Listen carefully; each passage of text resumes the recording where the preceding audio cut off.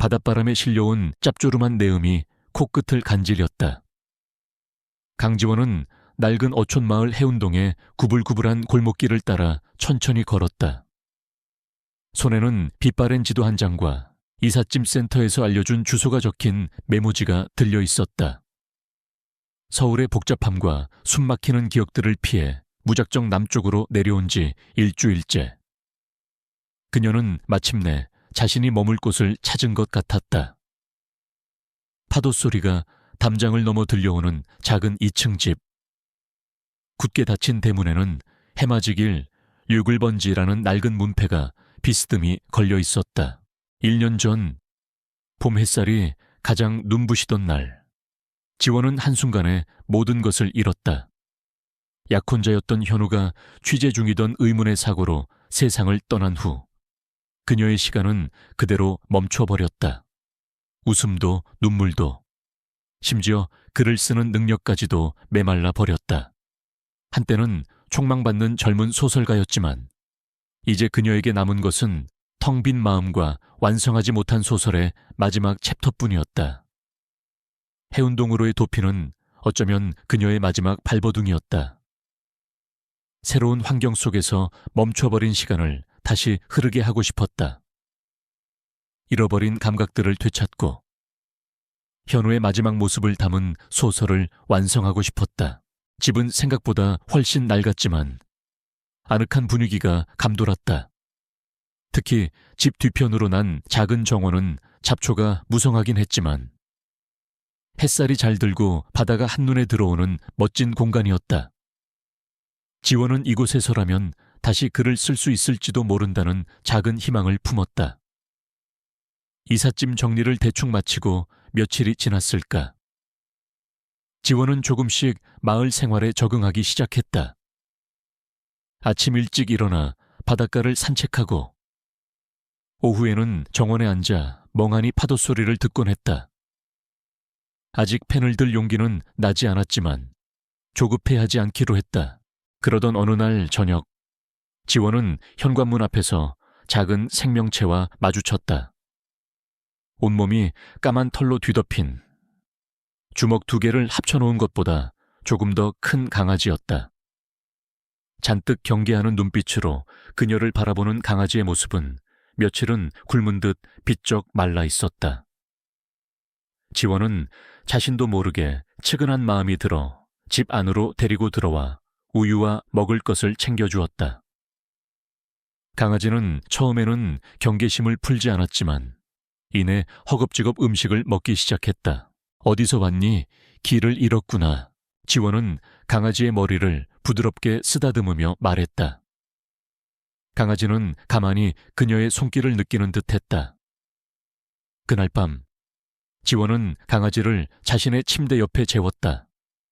까맣다고 해서 까망이라는 이름도 지어주었다. 까망이의 등장은 지원의 단조로운 일상에 작은 변화를 가져다 주었다. 아침에 눈을 뜨면 가장 먼저 까망이의 동그란 눈과 마주쳤고 산책길에는 늘 까망이가 앞장서서 그녀를 이끌었다.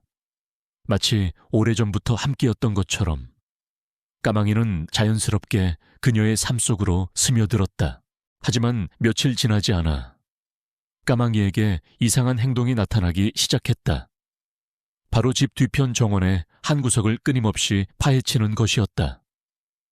처음에는 그저 강아지들의 일반적인 행동 일련이 생각했다.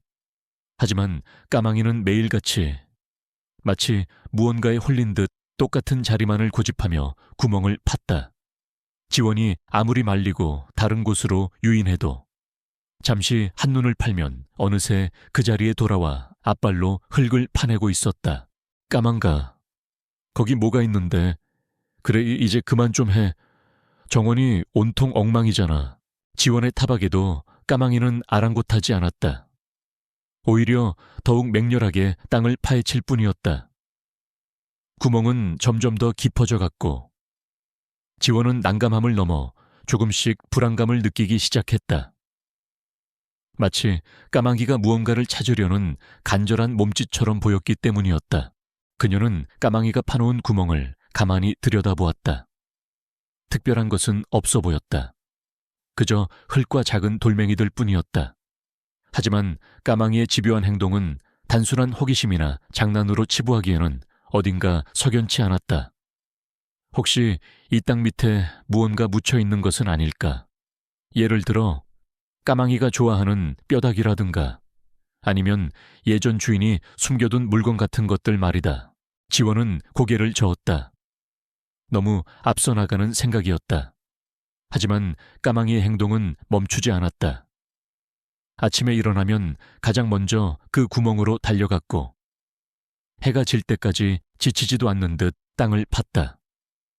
지원은 까망이를 혼내기도 하고 구멍을 다시 메워보기도 했지만 소용없었다. 다음 날이면 어김없이 그 자리는 다시 파헤쳐져 있었다. 마을 사람들도 까망이의 이상한 행동에 대해 한마디씩 하기 시작했다. 지원이 해운동에 온 지 얼마 되지 않아 아직 낯선 존재였기에 그녀의 집에 대한 관심은 더욱 클 수밖에 없었다. 새로 이사온 젊은 양반네, 강아지가 밤낮 없이 땅만 판다며 필시 그 터에 무슨 곡절이 있는 게야. 이웃집 할머니는 지원을 볼 때마다 혀를 차며 말했다. 어떤 사람들은 그 집터가 예전에 공동묘지였다는 둥 흉흉한 소문들을 늘어놓기도 했다. 지원은 애써 그런 말들을 무시하려 했지만 마음 한구석이 찜찜한 것은 어쩔 수 없었다. 어느 날 오후 지원은 더 이상 참지 못하고 직접 삽을 들었다. 까망이가 그토록 집착하는 그곳에 정말로 무언가가 있는지 확인해보고 싶었다. 만약 아무것도 없다면 이번에야말로 단단히 구멍을 메우고 까망이의 버릇을 고쳐놓을 작정이었다. 까망이는 지원이 삽을 들고 다가오자 마치 자신의 일을 도와주러 온 것이라고 생각하는 듯 꼬리를 치며 방였다. 그리고는 더욱 신이 나서 구멍 주변을 맴돌았다. 지원은 한숨을 내쉬며 삽으로 흙을 파기 시작했다. 까망이가 이미 꽤 깊이 파놓았기 때문에 몇 번 삽질을 하지 않아도 생각보다 많은 흙이 밖으로 퍼져 나왔다. 얼마나 팠을까? 삽 끝에 무언가 단단한 것이 걸리는 느낌이 들었다. 돌멩이인가 지원은 조심스럽게 주변 흙을 걷어냈다.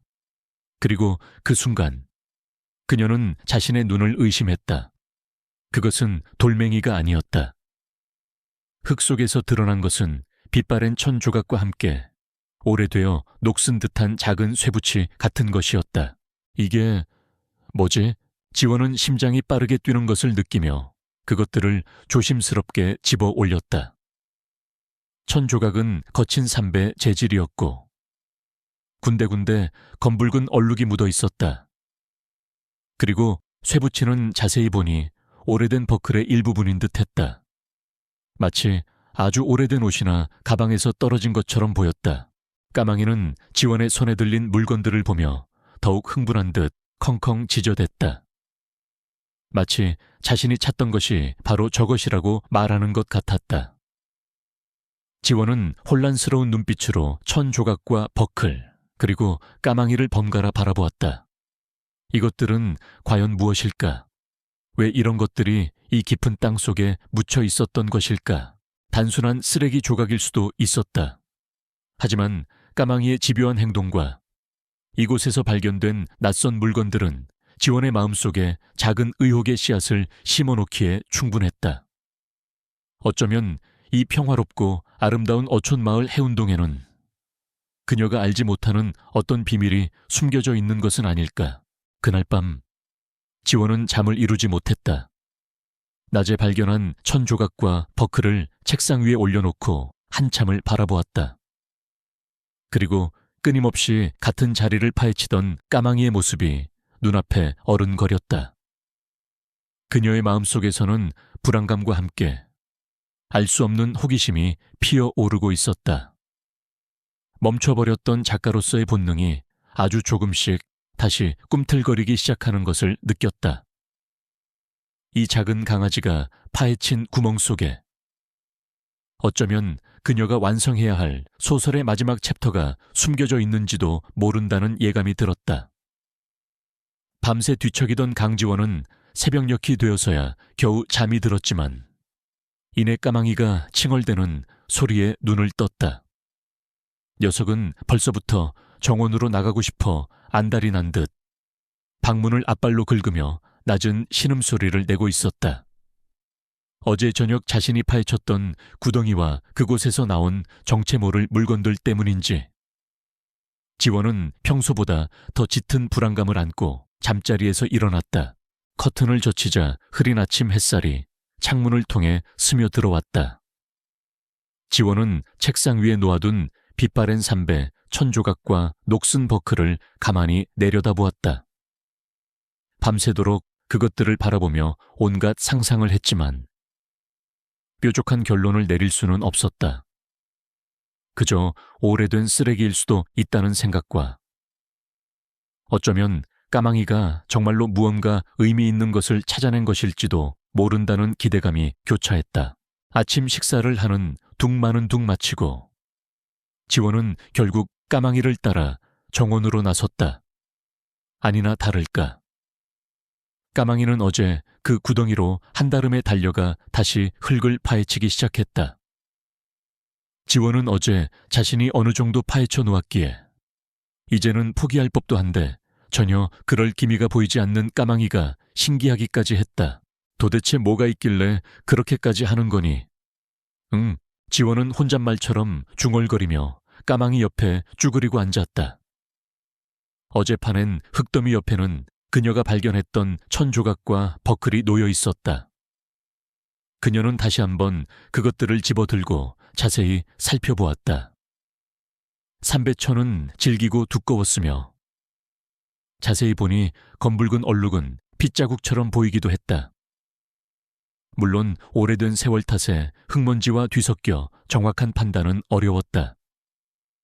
녹슨 버클은 디자인이 투박하고 오래된 것으로 보아 최소한 수십 년은 땅속에 묻혀 있었던 것 같았다. 바로 그때 맹렬하게 땅을 파던 까망이가 갑자기 동작을 멈추고 코를 킁킁거리기 시작했다. 그러더니 앞발로 조심스럽게 흙을 헤집으며 무언가를 물고 나왔다. 어제 발견한 버클보다는 훨씬 작고 동그란 물체였다. 이건 단추잖아.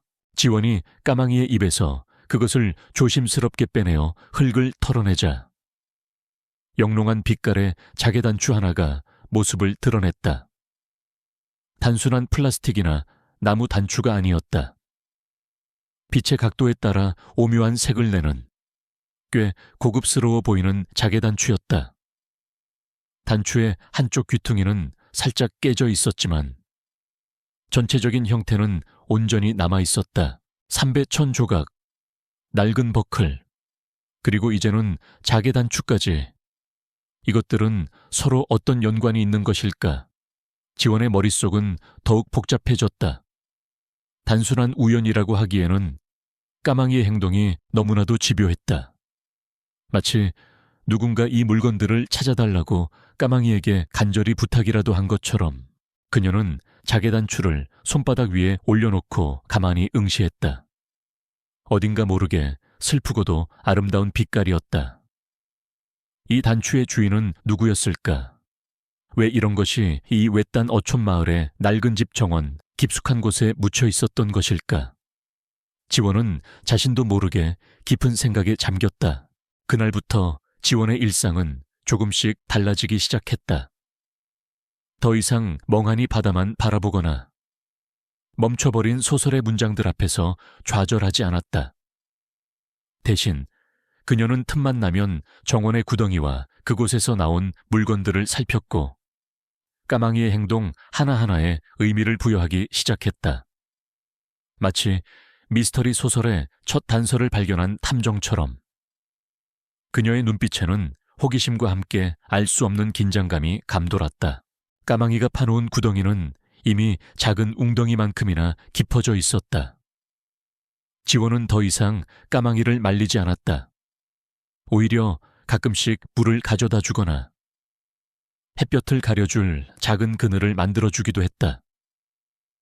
까망이 역시 그런 지원의 변화를 감지한 듯 더욱 열심히 땅을 팠다. 하지만 지원의 이런 행동은 마을 사람들의 눈에 이상하게 비칠 수밖에 없었다. 특히 해운동처럼 작고 폐쇄적인 공동체에서 외부에서 온 젊은 여자의 기이한 행동은 금세 입방에 오르내리기 시작했다. 글쎄, 해맞이길 그 젊은 양반 말이야. 요새 통정신이 나간 사람 같다니까. 밤낮 없이 강아지랑 같이 땅만 파고 있더래. 생성하게 아주머니가 옆집 야채가게 주인에게 수군거렸다. 쯧쯧. 서울에서 무슨 안 좋은 일이라도 당해서 도망쳐 온 거라더니만 혹시 미친 거 아냐. 야채가게 주인도 맞장구를 쳤다. 그들의 목소리에는 노골적인 경멸과 함께 미지의 것에 대한 두려움이 섞여 있었다. 지원은 그런 시선들을 애써 무시하려 했지만 쉽지 않았다. 장을 보러 잠시 읍내에 나갈 때마다 사람들은 그녀를 흘끔거리며 수군댔고 어떤 아이들은 그녀를 보자 땅 파는 아줌마다라며 놀려대기도 했다. 그녀는 다시 한번 깊은 외로움과 소외감을 느꼈다. 어쩌면 이곳 해운동으로 온 것이 잘못된 선택이었을지도 모른다는 후회가 밀려왔다.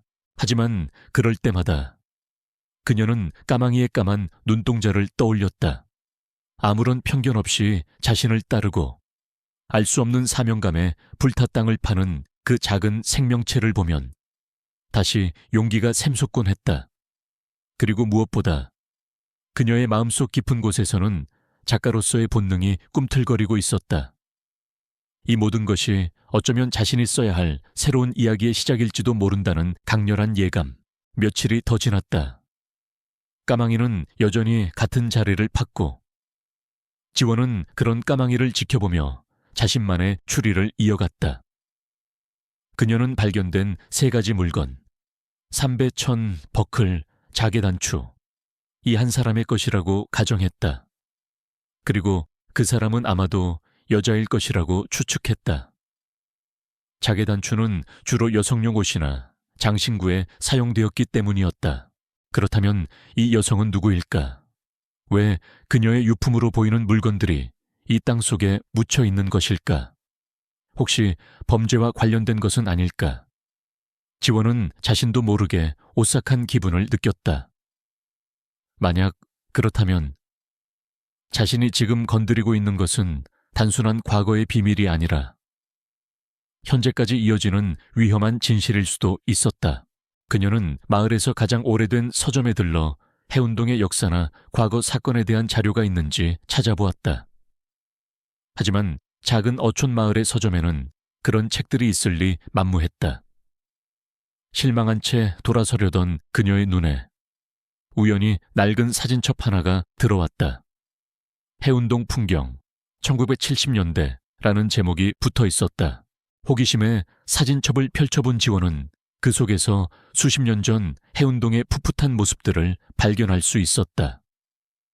흑백 사진 속의 사람들은 지금과는 사뭇 다른 모습이었지만 배경이 되는 풍경들은 낯이 걷다.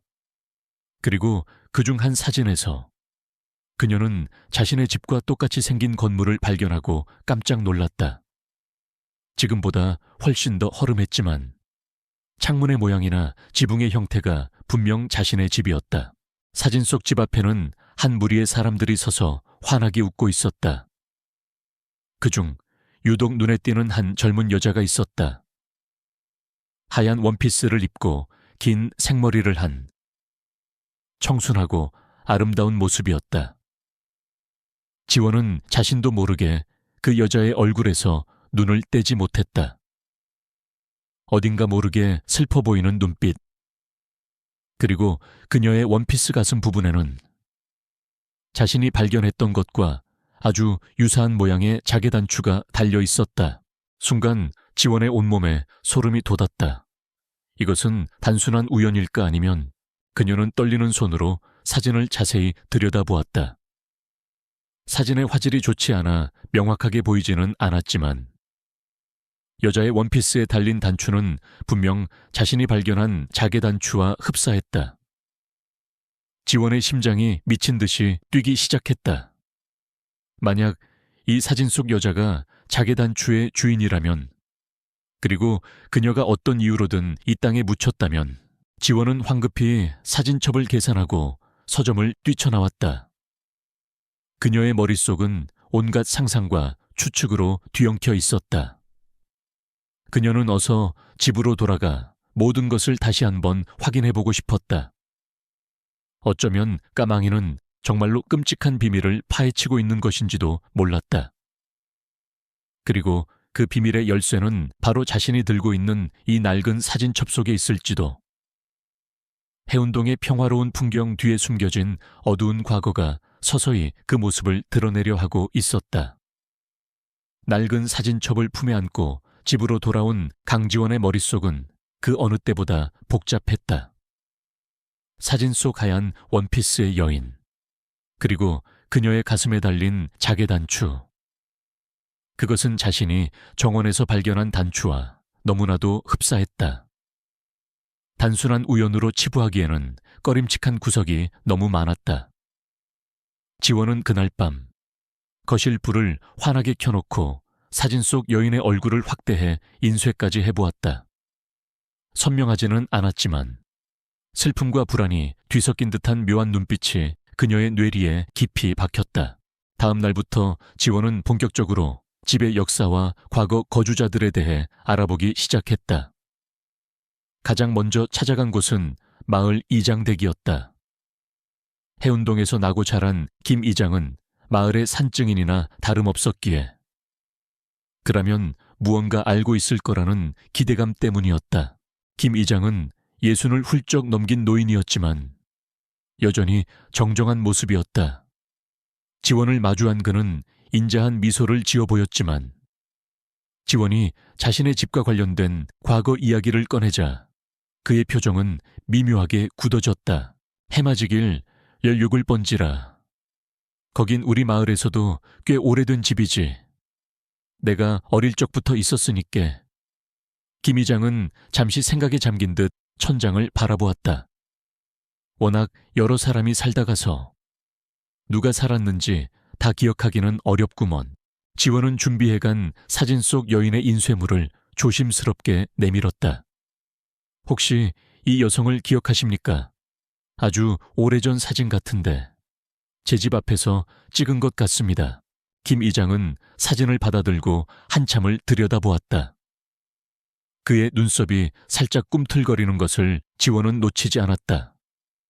하지만 그는 이내 고개를 저었다. 글쎄, 워낙 오래전 사진이라 그런지 통 기억이 없는데 혹시 뉘시오? 저도 잘 모릅니다. 혹시 이 집에서 안 좋은 일이라도 있었는지 아니면 떠도는 이야기라도 있는지 궁금해서 여쭤보는 겁니다. 김 이장은 지원의 눈을 똑바로 바라보며 말했다. 젊은 양반, 괜한 일에 신경 쓰지 마시오. 그 집터가 좀 스산하다는 이야기는 예전부터 있었지만 다 근거 없는 소문일 뿐이오. 그리고 듣자 하니 요새 강아지가 밤낮 없이 땅을 판다는데 그거 별로 좋은 징조는 아니오. 풍수지리적으로도 그렇고 괜히 마을 사람들 입방에 오르내리는 것도 좋을 것 없고 웬만하면 강아지 단속 좀 잘 하시는 게 어떻겠소.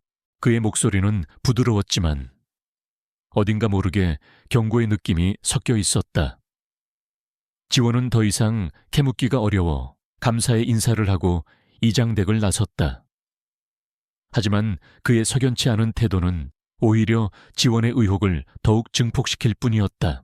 지원은 포기하지 않고 마을의 다른 노인들을 찾아다니며 탐문하기 시작했다. 하지만 대부분의 노인들은 오래전 일이라 기억나지 않는다거나 혹은 김 이장과 비슷한 이야기를 하며 얼버무릴 뿐이었다.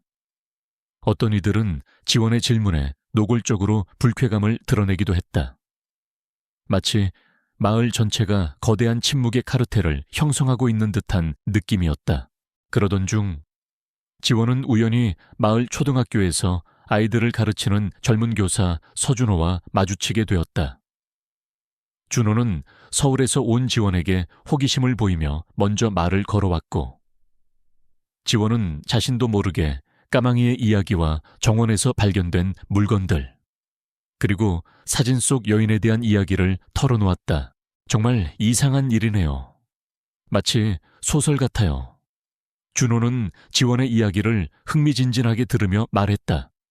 그는 최근에 이 마을로 발령받아 왔기에 마을의 과거사에 대해서는 잘 알지 못했지만 지원의 이야기에 깊은 공감을 표했다. 제가 도울 수 있는 일이 있을지는 모르겠지만 만약 필요하다면 언제든지 말씀하세요. 저도 그런 미스터리한 이야기 꽤 좋아하거든요. 준호의 밝고 긍정적인 태도는 지원에게 큰 위안이 되었다. 처음으로 자신의 이야기를 귀담아 들어주고 공감해주는 사람을 만난 것 같았다. 두 사람은 그날 이후로 종종 만나 마을의 과거에 대한 정보를 교환하고 함께 추리를 해나가기 시작했다. 한편 까망이는 여전히 매일 같은 자리에 구덩이를 파고 있었다.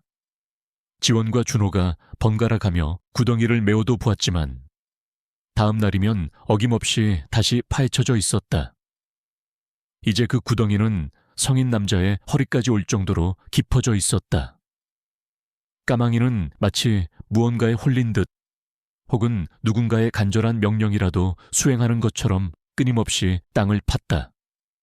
흙먼지를 뒤집어 쓴 채 헐떡이면서도 녀석의 까만 눈동자는 형형한 빛을 뿜어내고 있었다. 지원은 까망이가 파놓은 구덩이 주변에서 또 다른 작은 물건들을 발견하기도 했다. 아주 작은 유리 조각들, 그리고 오래되어 부식된 금속 단추 몇 개. 그것들은 모두 자개 단추와 함께 묻혀 있었던 것으로 보였다. 하지만 그것만으로는 사진 속 여인의 정체나 과거의 사건을 명확하게 밝혀낼 수는 없었다. 김 이장을 비롯한 마을 어른들의 감시와 압박은 날이 갈수록 심해졌다. 그들은 노골적으로 지원의 집 주변을 서성이거나 그녀를 만날 때마다 뼈있는 말들을 던지며 불안감을 조성했다. 지원은 마치 보이지 않는 거대한 벽에 둘러싸인 듯한 답답함을 느꼈지만 그럴수록 더욱더 진실을 밝혀내고 싶다는 오기가 생겼다. 준호는 마을 도서관의 낡은 자료들이나 군청의 기록 보관소를 뒤지며 해운동의 과거 기록들을 찾아보려 애썼다. 하지만 대부분의 자료들은 유실되거나 체계적으로 관리되지 않아 별다른 성과를 거두지 못했다. 다만 마을 노인들의 증언을 종합해본 결과 약 20-30년 전쯤 마을에 큰 태풍이 불어닥쳐 많은 피해가 있었고 그 과정에서 몇몇 집들이 완전히 파괴되거나 사라졌다는 사실을 어렴풋이 알 수 있었다. 혹시 그 사진 속 여인도 그때 태풍 때문에 변을 당한 건 아닐까요? 준호가 조심스럽게 추측을 내놓았다. 그럴 수도 있겠죠. 하지만 그렇다면 왜 마을 사람들은 그토록 쉬쉬하는 걸까요? 마치 무언가를 숨기려는 것처럼요. 지원은 고개를 저었다. 그녀는 직감적으로 이 사건이 단순한 자연재해로 인한 비극이 아닐 것이라고 느끼고 있었다. 어느 날 저녁, 지원은 또다시 까망이가 파놓은 구덩이 앞에 앉아 깊은 생각에 잠겨 있었다. 달빛 아래 구덩이는 더욱 깊고 어둡게 보였다. 그때 구덩이 속에서 무언가 반짝이는 것이 지원의 눈에 들어왔다. 그녀는 조심스럽게 손을 뻗어 그것을 집어 올렸다. 그것은 작고 얇은 금속판 조각이었다. 표면에는 희미하게 글씨가 새겨져 있는 듯했다. 지원은 급히 집으로 돌아와 불빛 아래서 그것을 자세히 살펴보았다. 그리고 그 순간 그녀는 숨이 멎는 듯한 충격을 받았다. 금속판에는 이렇게 새겨져 있었다. 이소희, 1972년생, 이소희. 그 이름은 지원이 얼마 전 마을 노인들에게서 얼핏 들었던 이름이었다. 아주 오래전 해운동에서 살다가 홀연히 사라졌다는 젊은 여자의 이름. 사람들은 그녀가 야반 도주를 했거나 혹은 도시로 돈을 벌러 갔을 것이라고 수군댔지만 아무도 그녀의 정확한 행방을 알지 못했다. 그렇다면 사진 속 하얀 원피스의 여인이 바로 이소희란 말인가? 그리고 그녀의 이름이 새겨진 이 금속판은 무엇일까? 지원의 심장은 걷잡을 수 없이 뛰기 시작했다. 까망이가 파헤친 것은 단순한 구덩이가 아니었다. 그것은 한 여인의 잊혀진 무덤이자 수십 년 동안 해운동 마을 전체가 숨겨왔던 추악한 비밀의 입구였던 것이다. 지원은 창백해진 얼굴로 준호에게 전화를 걸었다.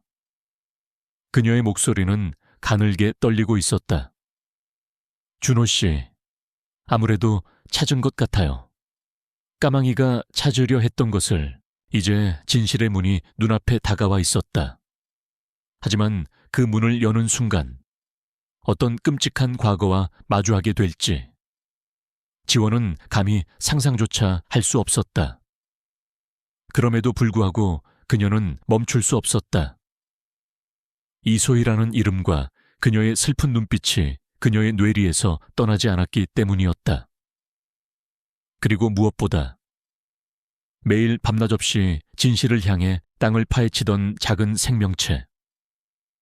까망이의 간절한 몸짓을 외면할 수 없었기 때문이었다.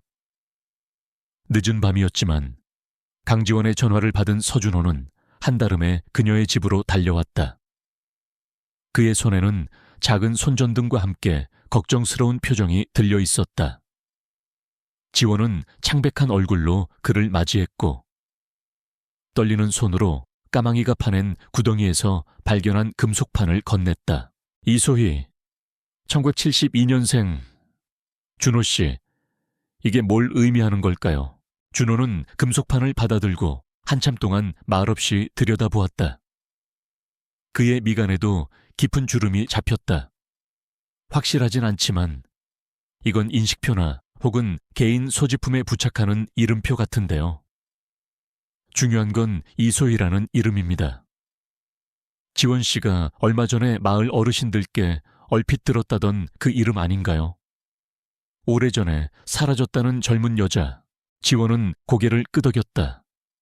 네, 맞아요. 하지만 그땐 그저 떠도는 이야기려니 했는데 이 금속판이 발견된 이상 더 이상 가볍게 넘길 문제가 아닌 것 같아요. 두 사람은 밤늦도록 머리를 맞대고 이야기를 나누었다. 이소희라는 여인의 존재, 그녀의 갑작스러운 실종, 그리고 까망이가 집요하게 파헤치는 구덩이. 모든 것이 하나의 비극적인 사건을 가리키고 있는 듯했다. 그들은 내일 날이 밝는 대로 이소희에 대한 보다 구체적인 정보를 찾아보기로 약속했다. 다음 날 지원과 준호는 가장 먼저 마을의 작은 도서관 겸 기록 보관소를 찾았다. 먼지가 뽀얗게 쌓인 낡은 석에는 해운동의 역사를 담은 자료들이 거의 남아있지 않았지만 다행히 수십 년 전에 주민등록대장 일부와 마을 회의록 몇 권이 빛바랜 채 보관되어 있었다. 그들은 몇 시간 동안이나 낡은 서류더미와 씨름한 끝에 마침내 이소희라는 이름이 적힌 기록을 찾아냈다. 그녀는 분명 해운동 주민이었으며 지원이 살고 있는 바로 그 해맞이길 16번지에 거주했던 것으로 되어 있었다. 그리고 약 20년 전 어느 날을 기점으로 그녀의 이름 옆에는 전출 혹은 행방불명이라는 애매한 단어가 붉은색 펜으로 희미하게 적혀 있었다. 그 어떤 구체적인 사유나 정황에 대한 기록도 없이 그녀의 존재는 그렇게 마을 역사 속에서 증발해버린 듯했다. 정말 이상하네요. 아무리 작은 마을이라도 사람이 사라졌는데 이렇게 기록이 부실할 수가 있을까요? 준호가 의아하다는 듯 말했다. 그러게요. 마치 누군가 의도적으로 그녀의 흔적을 지우려 한 것 같아요. 지원의 목소리에는 싸늘한 기운이 감돌았다. 그들은 도서관을 나와 다시 마을 사람들을 찾아다녔다. 이번에는 이소희라는 이름을 직접적으로 언급하며 질문을 던졌다. 하지만 돌아오는 대답은 여전히 모호하거나 혹은 극도로 방어적이었다. 특히 마을의 원로격인 어르신들은 이소희라는 이름이 나오자마자 얼굴빛이 변하며 입을 굳게 다물었다. 어떤 이는 죽은 자식 불알 만지기요. 지난 일은 있는 게 상책이요. 라며 불쾌감을 드러내기도 했다. 그 중에서도 김 이장의 반응은 가장 이해하기 어려웠다. 그는 지원과 준호를 자신의 집으로 불러 차를 대접하며 타이르듯 말했다. 두 분 다 외지에서 와서 잘 모르시는 모양인데 우리 해운동은 조용하고 평화로운 마을이오. 괜히 오래전 일을 들쑤셔서 마을 분위기를 흐트리는 건 좋지 않아요. 특히 이소희 그 아이 문제는 이미 다 끝난 일이니 더 이상 언급하지 않는 게 좋겠소. 하지만 이장님, 한 사람이 아무런 흔적도 없이 사라졌는데 어떻게 그냥 끝난 일이라고 할 수 있습니까? 분명 무슨 사연이 있었을 텐데요. 지원이 반박했다. 김 이장은 잠시 지원을 노려보더니 이내 굳어진 표정으로 말했다. 그 아이는 스스로 마을을 떠난 거요. 더 이상 자세한 건 나도 모르오. 그러니 두 분도 이제 그만 이 일에서 손을 떼시는 게 어떻겠소. 괜히 젊은 사람들이 좋지 않은 일에 휘말릴 필요는 없잖소. 그의 말은 부드러웠지만 그 안에는 분명한 경고와 압력이 담겨 있었다. 지원과 준호는 더 이상 아무 말도 하지 못하고 이장댁을 나올 수밖에 없었다. 마을 전체가 거대한 침묵의 벽을 치고 그들을 막아서는 듯한 절망감이 밀려왔다. 그날 오후 지원은 무거운 마음으로 정원의 구덩이 앞에 앉아 있었다. 까망이는 여전히 지치지도 않고 땅을 파고 있었다. 그때 까망이가 또다시 무언가를 물고 나왔다. 이번에는 작고 반짝이는 물체였다. 지원이 조심스럽게 받아보니 그것은 오래된 작의 머리핀이었다. 나비 모양으로 정교하게 만들어진 아름다운 머리핀이었다. 하지만 한쪽 날개가 부러져 있었고 작의 표면에는 흙먼지와 함께 검붉은 얼룩이 묻어 있었다. 지원은 순간 숨이 멎는 듯했다. 어제 낡은 사진첩에서 보았던 하얀 원피스의 여인. 이소희가 머리에 꽂고 있던 바로 그 머리핀과 너무나도 흡사했기 때문이었다. 이럴 수가. 이건 소희 씨의 머리핀이 분명해. 지원은 떨리는 목소리로 중얼거렸다. 이 머리핀은 이소희가 단순한 실종이 아니라 끔찍한 변을 당했을 가능성을 더욱 확실하게 뒷받침하는 증거였다. 그리고 까망이는 마치 그 사실을 알려주려는 듯 그녀의 유품들을 하나씩 세상 밖으로 끄집어내고 있는 것이었다. 준호에게 연락하자 그 역시 놀라움을 금치 못했다. 정말 대단한 강아지네요. 까망이가 마치 탐정 같아요. 그의 목소리에는 감탄과 함께 비장함이 섞여 있었다. 지원 씨, 이제 더 이상 물러설 곳이 없는 것 같아요. 이소희 씨에게 무슨 일이 있었는지 우리가 반드시 밝혀내야 합니다. 그들의 결심은 더욱 확고해졌다. 하지만 그들 앞에는 여전히 넘어야 할 산이 많았다. 김 이장을 비롯한 마을 사람들의 조직적인 방해와 압력은 더욱 거세질 것이 분명했다. 그리고 만약 이소희의 죽음 뒤에 범죄가 연루되어 있다면 그들 역시 위험에 처할 수도 있었다. 며칠 뒤 준호는 어렵게 이소희의 먼 친척벌 되는 노파를 찾아냈다. 그녀는 이미 해운동을 떠나 이웃 마을에서 홀로 살고 있었는데 이소희에 대한 이야기를 꺼내자 한참 동안 눈물만 흘리다 어렵게 입을 열었다. 우리 소희, 참 착하고 예쁜 아이였지. 그림도 잘 그리고 노래도 잘하고 마을 총각들이 다들 소희한테 반했었다니까. 노파는 희미한 미소를 지으며 과거를 회상했다. 그러던 것이 20살 되던 해봄이었을 거야. 갑자기 소희가 사라졌어. 며칠 뒤에 소희 아버지가 방에서 유서 비슷한 걸 발견했다고 했지만 아무도 그 유서를 직접 본 사람은 없었어. 그냥 그렇게 야반도주한 걸로 소문이 나고 사람들은 점점 소희를 잊어갔지. 혹시 소희 씨에게 원한을 살 만한 일이나 특별히 가까웠던 사람은 없었나요? 지원이 물었다. 노파는 한참을 망설이다가 낮은 목소리로 말했다. 그때 마을에서 꽤나 힘있는 집안의 아들이 소희를 많이 따랐었지. 하지만 소희는 그 사람을 별로 마음에 들어 하지 않았어. 그것 때문에 그 집안 어른들이 소인의 아버지를 많이 압박했다는 소문도 있었고, 하지만 다 지난 일이니 노파의 말은 결정적인 단서는 아니었지만 이소희의 실종이 단순한 개인적인 문제가 아닐 수도 있다는 심증을 굳히기에는 충분했다. 지원과 준호는 서로의 얼굴을 마주보았다. 그들의 눈빛에는 진실을 향한 뜨거운 열망과 함께 앞으로 닥쳐올지 모를 위험에 대한 긴장감이 감돌고 있었다. 까망이는 그들의 발치에서 여전히 땅을 파고 있었다. 마치 아직 끝나지 않은 이야기가 더 남아있다고 말하는 것처럼. 이소희의 먼 친척 할머니가 들려준 이야기는 강지원과 서준호의 마음에 무거운 돌덩이를 올려놓았다. 힘있는 집안 아들의 일방적인 관심, 그리고 그로 인한 압박, 이것이 단순한 과거의 소문을 넘어 이소희의 실종과 직접적인 연관이 있을지도 모른다는 불길한 예감이 그들을 엄습했다. 그들은 이제 더 이상 단순한 호기심이나 의혹만으로 이 사건을 대할 수 없었다. 진실을 밝혀야 한다는, 어쩌면 억울하게 쓰러져 갔을지 모를 한 영혼을 위로해야 한다는 무거운 책임감이 그들의 어깨를 짓눌렀다. 하지만 그들이 진실에 한 걸음 다가설수록 보이지 않는 위협 또한 점점 더 구체적인 형태로 그들을 옥죄어 왔다. 처음에는 그저 기분 나쁜 시선이나 익명의 경고성 쪽지 정도였다. 지원의 집 우편함에 긁어 부스럼 만들지 마시오 라는 섬뜩한 문구가 적힌 쪽지가 발견되기도 했고, 밤늦게 집 주변을 어슬렁거리는 정체 모를 그림자가 목격되기도 했다.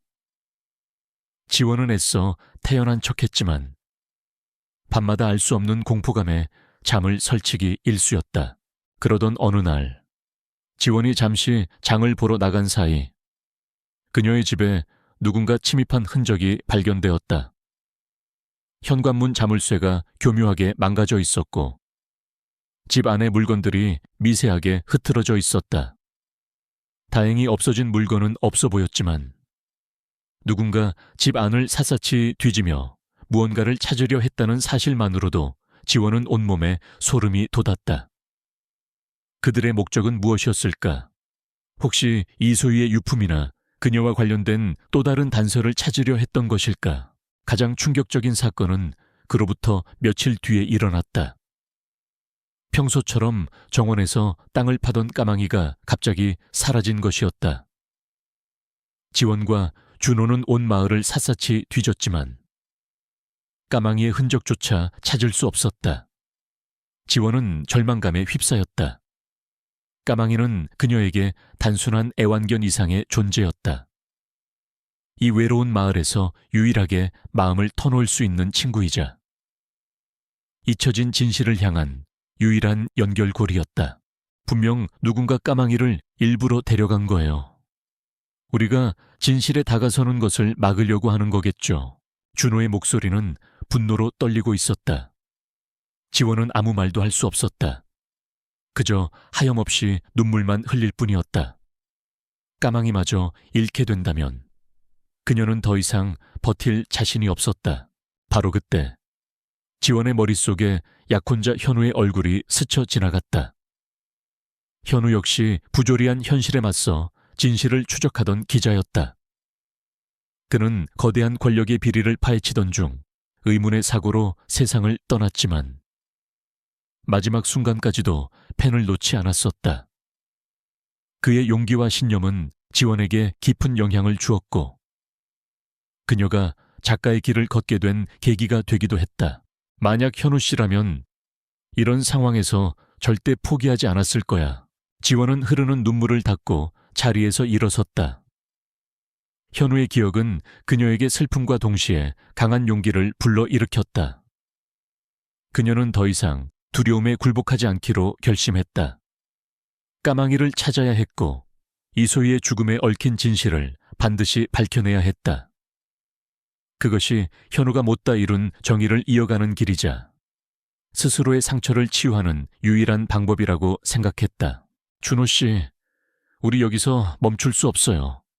까망이를 찾아야 해요. 그리고 이 마을에 숨겨진 검은 비밀을 세상에 드러내야 해요. 지원의 눈빛은 그 어느 때보다 단호하게 빛나고 있었다.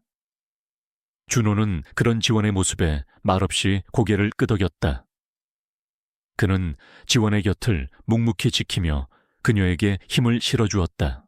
다행히 까망이는 다음 날 새벽 마을 외곽에 버려진 창고 근처에서 발견되었다. 녀석은 온몸이 흙투성이가 된 채 지쳐 있었지만 다행히 다친 곳은 없어 보였다. 누군가 녀석을 납치하려다 실패했거나 혹은 겁을 주려다 놓아준 것 같았다. 까망이는 지원의 품에 안겨 한참 동안이나 몸을 떨었다. 이 사건은 지원과 준호에게 더욱 큰 경각심을 불러일으켰다. 그들이 상대하고 있는 것은 단순히 과거를 숨기려는 소극적인 사람들이 아니었다. 그들은 자신들의 비밀을 지키기 위해서라면 어떤 악행도 서슴지 않을 수 있는 위험한 존재들이었다. 아무래도 이장님과 그 주변 사람들을 좀 더 자세히 조사해봐야 할 것 같아요. 특히 이소희 씨 실종 당시에 마을에서 영향력이 있었던 사람들 말이에요. 준호가 말했다. 지원은 고개를 끄덕였다. 이소희의 친척 할머니가 언급했던 힘 있는 집안 아들. 어쩌면 그가 이 모든 사건의 핵심 인물일지도 몰랐다. 하지만 수십 년 전의 일을 조사하는 것은 쉽지 않았다. 증거는 대부분 사라졌거나 은폐되었을 가능성이 높았고 마을 사람들은 여전히 입을 열려 하지 않았다. 그럼에도 불구하고 지원과 준호는 포기하지 않았다. 그들은 밤낮없이 발로 뛰며 작은 단서라도 찾기 위해 애썼다. 오래된 신문 기사를 뒤지고 마을의 토지대장을 열람하고 심지어는 과거 그 집안에서 일했던 사람들을 수소문하기도 했다. 그 과정에서 여러 차례 위협적인 상황에 놓이기도 했지만 서로를 의지하며 위기를 헤쳐나갔다. 그러던 중 준호는 뜻밖의 장소에서 결정적인 단서를 발견하게 되었다. 바로 자신이 근무하는 초등학교의 낡은 창고였다. 창고를 정리하던 중 그는 수십 년 동안 아무도 거들떠보지 않았던 낡은 상자 하나를 발견했다. 상자 안에는 빛바랜 졸업 앨범들과 함께 과거 학교 행사 때 찍었던 사진들이 뒤죽박죽 섞여 있었다. 준호는 무심코 사진들을 넘겨보다가 한 장의 단체 사진 앞에서 숨을 멈췄다. 그것은 약 20여 년 전 마을 체육대회 때 찍은 사진이었는데 사진 한가운데에는 환하게 웃고 있는 이소희의 모습이 담겨 있었다. 그리고 그녀의 바로 옆에는 당시 젊은 시절의 김 이장과 함께 이소희에게 집요하게 관심을 보였다던 그 힘있는 집안 아들, 이 섬뜩한 미소를 지으며 서 있는 것이 아닌가. 그의 이름은 박용철. 그는 현재 마을에서 가장 큰 양식장을 운영하며 지역 유지로 행세하고 있는 인물이었다. 준호는 심장이 거세게 뛰는 것을 느끼며 지원에게 전화를 걸었다. 지원 씨, 찾았어요. 어쩌면 범인의 윤곽을 잡은 것 같아요. 사진 한 장. 그것은 어쩌면 이 길고 어두웠던 싸움의 끝을 알리는 신호탄일지도 몰랐다. 하지만 동시에 가장 위험한 순간이 다가오고 있음을 예고하는 것이기도 했다. 지원과 준호는 서로의 얼굴을 바라보며 굳은 결의를 다졌다. 이제 그 어떤 위협이 닥쳐오더라도 그들은 진실 앞에서 물러서지 않을 작정이었다. 까망이는 그들의 발치에서 조용히 꼬리를 흔들고 있었다. 마치 그들의 결심을 지지라도 하는 것처럼. 며칠 동안 해운동 마을에는 폭풍전야 같은 무거운 침묵이 흘렀다. 강지원과 서준호는 박용철이 이소희 사건의 핵심 인물일 것이라는 강한 심증을 가지고 있었지만 섣불리 움직일 수는 없었다. 그들에게는 아직 결정적인 증거가 부족했고 마을 전체를 적으로 돌릴 수도 있는 위험한 상황이었다. 그들은 조용히 다음 행동을 계획하며 까망이가 또 다른 단서를 찾아주기만을 기다리고 있었다. 그러던 어느 여름밤, 마침내 때가 온 듯했다. 낮부터 심상치 않던 하늘은 저녁이 되자 거센 비바람을 토해내기 시작했다. 창문을 때리는 빗소리와 함께 바다에서는 성난 파도 소리가 밤새도록 울려 퍼졌다. 지원은 불안한 마음에 잠을 이루지 못하고 거실에서 뒤척이고 있었다. 바로 그때 정원 쪽에서 까마귀가 미친 듯이 짖어대는 소리가 들려왔다. 평소와는 다른 다급하고도 절박한 울음소리였다. 지원은 불길한 예감에 휩싸여 급히 손전등을 들고 정원으로 뛰쳐나갔다. 준호 역시 지원의 연락을 받고 포구를 뚫고 달려와 있었다. 정원의 풍경은 처참했다. 빗줄기 속에서 까망이는 온몸이 흙탕물 범벅이 된 채 예의 그 구덩이를 더욱더 맹렬하게 파헤치고 있었다. 녀석의 눈은 붉게 충혈되어 있었고 입에서는 거친 숨소리가 새어나왔다. 마치 무언가에 쫓기듯 혹은 누군가를 구하려는 듯 절박해 보였다. 까망가, 왜 그래? 진정해. 지원이 소리쳤지만 까망이는 들은 척도 하지 않았다. 준호가 까망이를 말리려 다가갔지만 녀석은 오히려 그를 향해 사납게 으르렁거리며 더욱 깊이 땅속으로 파고들었다. 아무래도 이 밑에 정말 무언가 있는 것 같아요. 까망이가 저렇게까지 하는 건 처음 봐요. 준호의 말에 지원은 굳은 표정으로 고개를 끄덕였다. 그녀의 직감 또한 까망이와 같은 곳을 가리키고 있었다. 오늘 밤 이 지긋지긋한 비밀의 실체가 드러날 것 같은 예감. 그녀는 더 이상 망설이지 않았다. 준호 씨, 삽 가져와요. 우리도 같이 파요. 두 사람은 비옷도 챙겨 입지 못한 채 미친 듯이 쏟아지는 비를 맞으며 땅을 파기 시작했다. 까망이는 그들의 옆에서 더욱 힘을 내 흙을 긁어냈다. 얼마나 시간이 흘렀을까. 그들의 옷은 이미 흙탕물로 뒤범벅이 되었고 온몸은 지쳐갔지만 아무도 멈추려 하지 않았다. 마침내 삽 끝에 무언가 단단하면서도 속이 빈 듯한 물체가 걸리는 느낌이 들었다. 돌멩이나 나무뿌리와는 다른 인공적인 감촉이었다. 지원과 준호는 서로의 얼굴을 마주보았다. 긴장감과 함께 알 수 없는 기대감이 그들의 눈빛을 스쳐 지나갔다. 그들은 더욱 조심스럽게 주변 흙을 걷어냈다. 그리고 마침내 빗물과 흙탕물 속에서 그 모습을 드러낸 것은 바로 낡은 나무 상자였다. 어른의 팔뚝보다 조금 더 큰 검붉은 빛깔의 나무 상자. 오랜 세월 땅 속에 묻혀 있었던 듯 표면은 심하게 부식되어 있었지만 형태는 온전히 유지하고 있었다.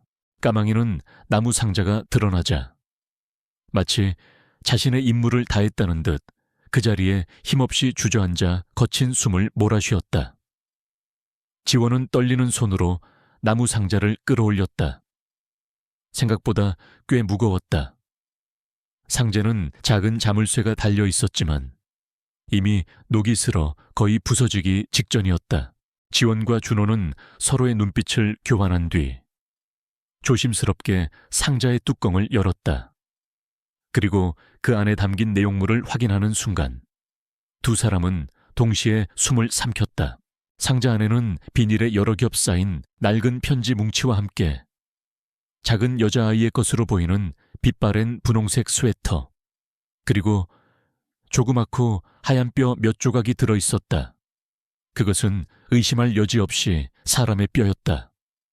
너무나도 작고 여린, 아마도 어린아이의 것이었을 뼈. 지원은 비명을 지르려는 것을 간신히 참았다.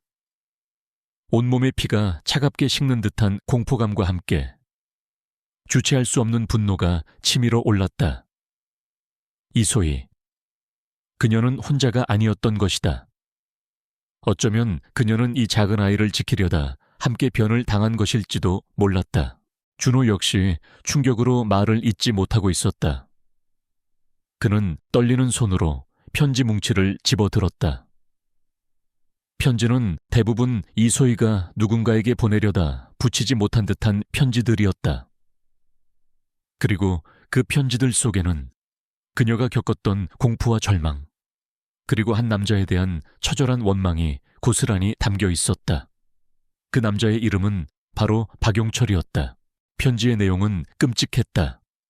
박용철의 집요한 구애와 폭력, 그리고 그에게서 벗어나려 했던 이소희의 처절한 몸부림, 그리고 마침내 그녀가 박용철의 아이를 임신하게 되었다는 충격적인 사실까지.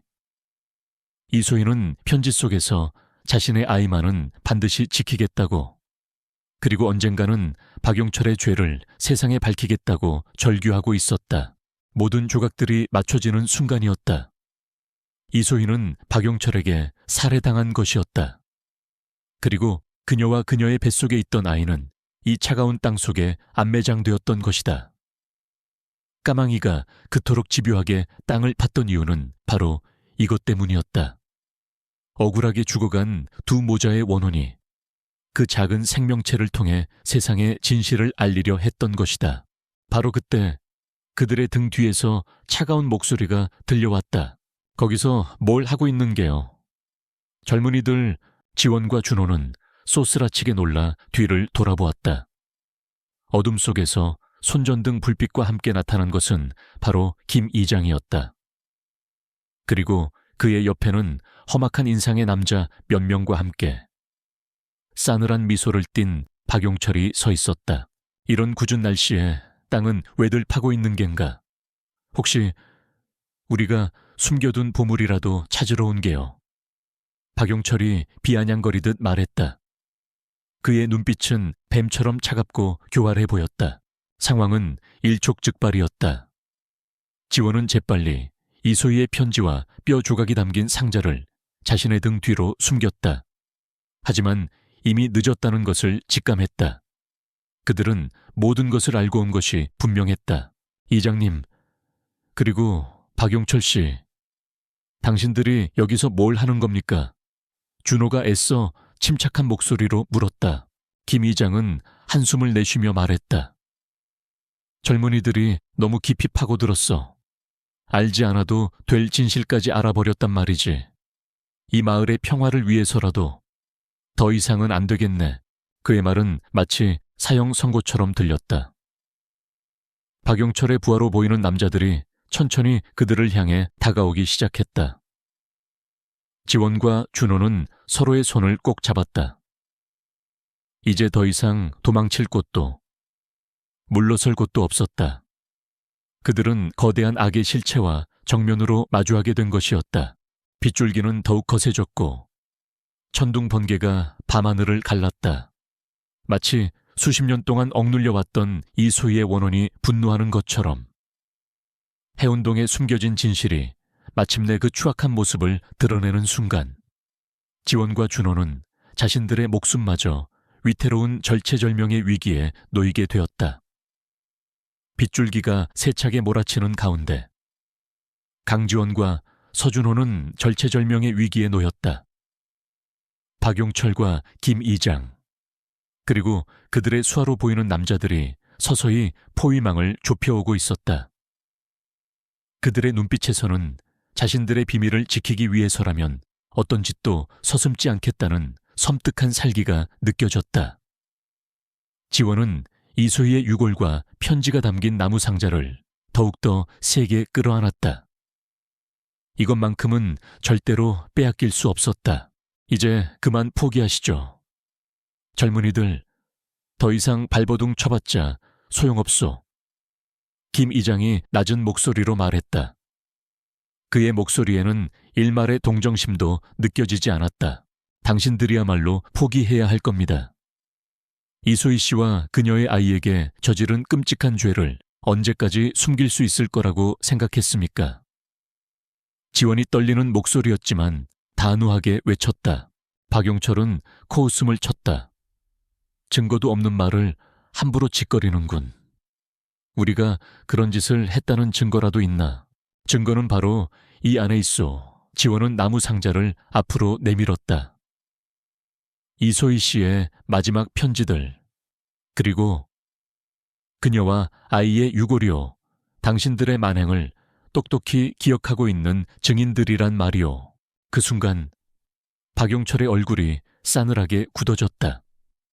그는 더 이상 지원과 준호를 살려둘 생각이 없는 듯 옆에 있던 부하에게 눈짓을 보냈다. 남자가 흉기를 꺼내 들고 그들에게 다가오려던 바로 그때였다. 꼼짝마! 경찰이다. 어둠을 뚫고 여러 개의 손전등 불빛과 함께 우렁찬 외침이 들려왔다.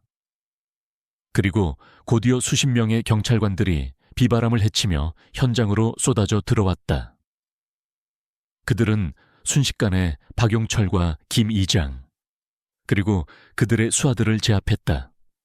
상황은 순식간에 역전되었다. 어리둥절해하는 지원과 준호에게 한 형사가 다가와 말했다. 서준호 선생님께서 미리 신고해 주신 덕분에 늦지 않게 도착할 수 있었습니다. 두 분 다 정말 위험한 상황이었습니다. 준호는 멋쩍은 미소를 지으며 지원을 바라보았다. 그는 혹시 모를 사태에 대비해 지원의 집에 오기 전 익명으로 경찰에 해맞이길 16번지에서 수상한 사람들이 땅을 파고 있으며 심상치 않은 일이 벌어지고 있는 것 같다고 신고했던 것이었다. 그의 기지가 두 사람의 목숨을 구한 셈이었다. 그날 밤 해운동 마을은 발칵 뒤집혔다. 박용철과 김 이장이 이소희 모자 살해 및 사체 유기 혐의로 긴급 체포되었고 그들의 범행을 도왔거나 묵인했던 몇몇 마을 사람들 역시 줄줄이 조사를 받게 되었다. 수십 년 동안 마을 전체를 짓누르던 검은 비밀이 마침내 세상에 드러나는 순간이었다. 다음 날부터 마을은 깊은 충격과 슬픔, 그리고 배신감에 휩싸였다. 존경받던 이장과 지역 유지로 행세하던 인물이 끔찍한 살인사건의 주범이었다는 사실은 쉽게 받아들이기 어려운 현실이었다. 사람들은 저마다 수군거렸고 이소희 모자의 비극적인 사연에 눈물을 흘렸다. 한때 지원과 준호를 의심하고 배척했던 마을 사람들은 이제 그들에게 미안함과 고마움을 전하기 시작했다. 재판은 신속하게 진행되었다. 이소희가 남긴 편지들과 유골, 그리고 까망이가 찾아낸 여러 유품들은 박용철의 범행을 입증하는 결정적인 증거가 되었다. 박용철은 처음에는 혐의를 부인했지만 계속해서 드러나는 증거들 앞에서 결국 자신의 죄를 인정할 수밖에 없었다. 그는 젊은 시절 이소희를 일방적으로 괴롭히다 그녀가 임신하자 잔인하게 살해하고 김 이장과 공모하여 사체를 안매장했던 것이다. 김 이장 역시 마을의 명예와 자신의 지위를 지키기 위해 이 끔찍한 범죄를 은폐하고 진실을 왜곡해 왔음이 밝혀졌다. 법은 그들에게 엄중한 처벌을 내렸다. 박용철은 무기징역을 선고받았고 김 이장을 비롯한 공범들 역시 각자의 죄에 상응하는 죄값을 치르게 되었다. 늦었지만 마침내 정의가 실현된 것이었다. 모든 것이 끝나고 해운동 마을에는 다시 평화가 찾아오는 듯했다. 하지만 그 평화는 예전과는 다른 것이었다. 마을 사람들은 과거의 아픔을 정면으로 마주하고 서로를 위로하며 상처를 치유해 나가기 시작했다. 이소희와 그녀의 아이를 위한 작은 추모비가 마을 어귀에 세워졌고 매년 기일이 되면 온 마을 사람들이 함께 그들의 넋을 기렸다. 강지원은 이 모든 과정을 묵묵히 지켜보았다. 그녀는 큰 충격과 슬픔을 겪었지만 동시에 마음 한구석에서는 깊은 안도감과 함께 어떤 사명감을 완수했다는 성취감을 느꼈다. 그녀는 더 이상 과거의 아픔에 얽매이지 않았고 멈춰있던 소설을 다시 쓰기 시작했다. 그녀의 소설에는 해운동 마을의 이야기, 이소희의 슬픈 운명, 그리고 작은 강아지 까망이가 가져다준 기적 같은 희망이 고스란히 담겨 있었다. 까망이는 이제 마을의 작은 영웅이 되어 있었다. 녀석은 더 이상 정원의 같은 자리를 파헤치지 않았다. 마치 자신의 임무를 모두 완수했다는 듯 평화롭고 만족스러운 표정으로 지원의 곁을 맴돌았다. 사람들은 까망이를 볼 때마다 고마움과 사랑을 표현했고 녀석은 마을 전체의 귀여움을 독차지하는 존재가 되었다. 서준호는 여전히 해운동 초등학교에서 아이들을 가르쳤다. 그는 이번 사건을 통해 지원과 더욱 깊은 유대감을 갖게 되었고, 두 사람은 서로에게 없어서는 안 될 존재가 되었다. 그들의 관계는 조심스럽게 시작되었지만 진실과 정의를 향한 공동의 목표를 통해 단단하게 다져진 사랑으로 발전해가고 있었다. 몇 년의 시간이 흘렀다. 강지원의 소설은 출간되어 많은 사람들에게 깊은 감동을 선사했다. 소설의 마지막 문장은 이렇게 끝맺고 있었다. 어둠이 깊을수록 별은 더욱 밝게 빛나고, 절망 속에서도 희망은 언제나 작은 씨앗처럼 숨쉬고 있다. 진실은 때로 아프고 고통스럽지만 그것을 마주할 용기만 있다면 우리는 언제든 새로운 시작을 할 수 있다. 마치 폭풍우가 지나간 뒤 더욱 맑고 푸른 하늘이 펼쳐지듯이 해운동 마을은 과거의 상처를 완전히 지울 수는 없었지만 그 아픔을 교훈 삼아 더욱 성숙하고 따뜻한 공동체로 거듭났다. 사람들은 더 이상 불편한 진실을 외면하거나 숨기려 하지 않았고, 서로의 아픔을 보듬어 안으며 함께 앞으로 나아갔다. 오늘도 지원은 준호와 함께, 그리고 그들의 발치에는 여전히 건강하게 뛰어노는 까망이와 함께 해운동의 아름다운 바닷가를 거닐고 있었다. 파도 소리는 여전히 그들의 귓가를 간지럽혔고, 바닷바람에는 희망의 내음이 실려오는 듯했다. 한때는 절망과 슬픔의 공간이었던 이곳 해운동은 이제 그들에게 새로운 삶과 사랑, 그리고 치유의 공간이 되어 있었다. 작은 강아지가 파헤친 구멍에서 시작된 이야기는 그렇게 마을 전체에 깊은 울림을 남기며 잔잔하게 이어지고 있었다.